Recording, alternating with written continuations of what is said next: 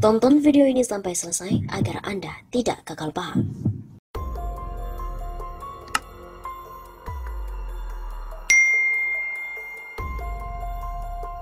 Beredar pesan WhatsApp menyebut Puan membayar PGI sebesar 5 miliar rupiah untuk menghabisi Ganjar di Jateng. Mantan Komisioner Komnas HAM Natalius Pigai mengunggah gambar yang memperlihatkan tangkapan layar pesan di WhatsApp dan mengungkapkan perintah Ketua DPR Puan Maharani untuk menghabisi Gubernur Ganjar Pranowo di Jawa Tengah. Sebagaimana diketahui bahwa Natalius Pigai kembali menuai polemik usai disebut bertindak rasis kepada Presiden Jokowi dan Gubernur Jawa Tengah Ganjar Pranowo. Kemudian dia pun mengaku juga kerap mendapat perlakuan rasis dari banyak pihak. Sudah banyak pendukung yang rasis sama saya. Apa saya harus marah? Banyak yang menghina, apakah saya harus ngamuk?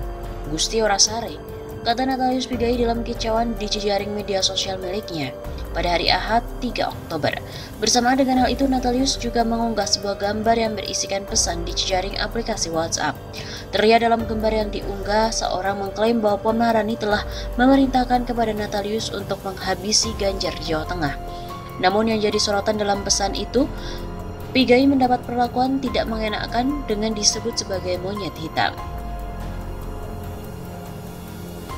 Jos, perintah Puan senilai 5 miliar rupiah ke Pigai. Mas Pigai tolong habisi kerja kera putih Jateng. Puan Maharani tega menghabisi Ganjar lewat monyet hitam Pigai.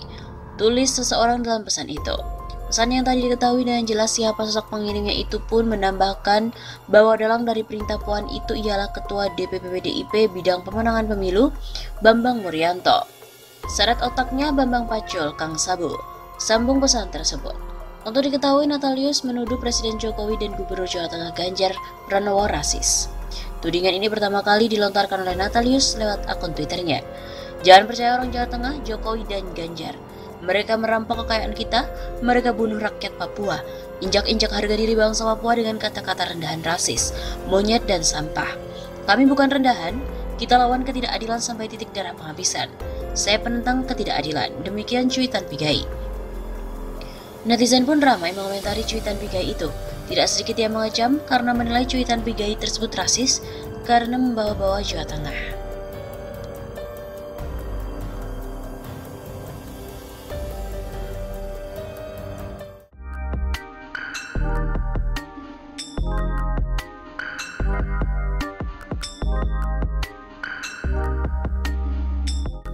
Megawati mengalah untuk Jokowi, 2024 Puan yang kali ini mengalah buat Ganjar.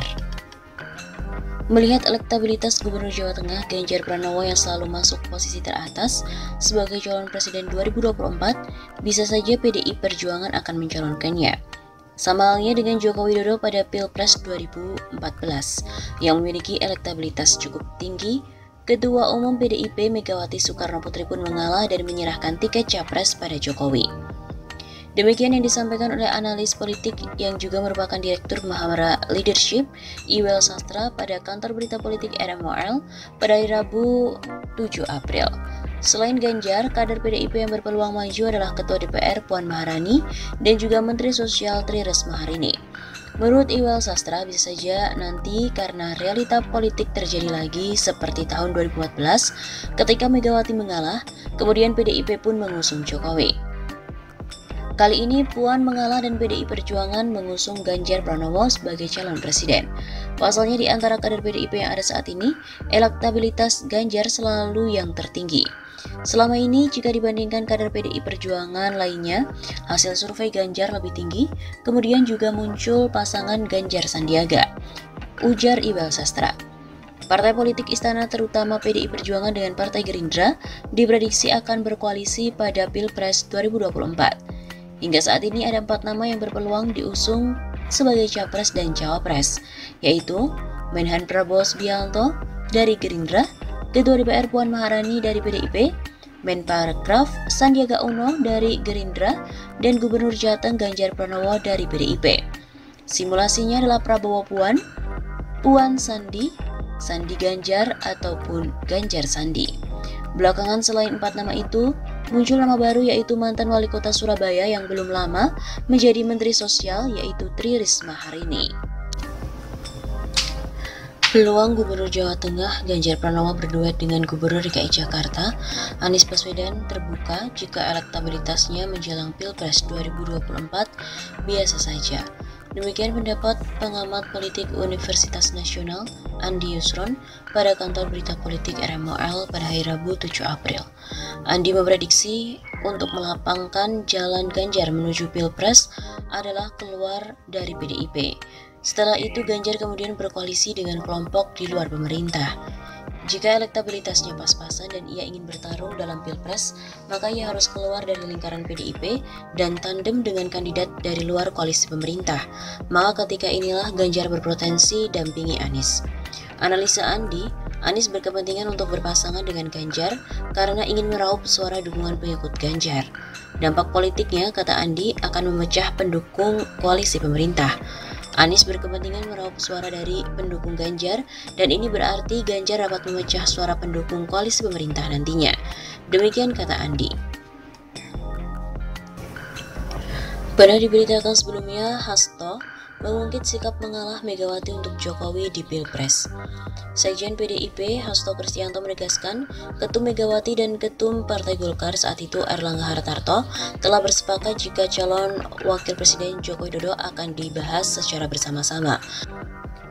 Menurut Hasto, saat pertemuan yang dilakukan pada Senin, Erlangga mengatakan kerjasama Golkar dan PDIP dilakukan sebelum Pilpres 2019 akan berkuat jalan kemenangan bagi Jokowi. Namun Hasto memaklumi jika setiap partai politik di dalam menjalankan fungsi kaderisasi kepemimpinan wajar memperjuangkan ketumnya pada posisi strategis di tingkat nasional, baik sebagai capres atau cawapres. Hal itu terjadi pada Pilpres 2014 saat PDIP akan mengusung Megawati sebagai capres. Ibu Mega sebagai ketum PDIP pada tahun 2014 juga banyak didorong sebagai capres. Namun beliau mendengarkan aspirasi rakyat dan lebih memilih memberikan mandat dan mencalonkan Jokowi. Sama halnya dengan Golkar, Hasto mengakui Erlangga merupakan representasi Golkar, memiliki pengalaman yang luas dan kepemimpinannya telah teruji sejak masih menjadi mahasiswa. Dengan fakta itu, PDIP, Ibu Hasto, sangat memahami apabila Golkar mencalonkan Erlangga untuk mendampingi Jokowi di periode selanjutnya. Pasalnya hal itu merupakan cita-cita setiap partai untuk mendorong kadernya muncul sebagai calon pemimpin.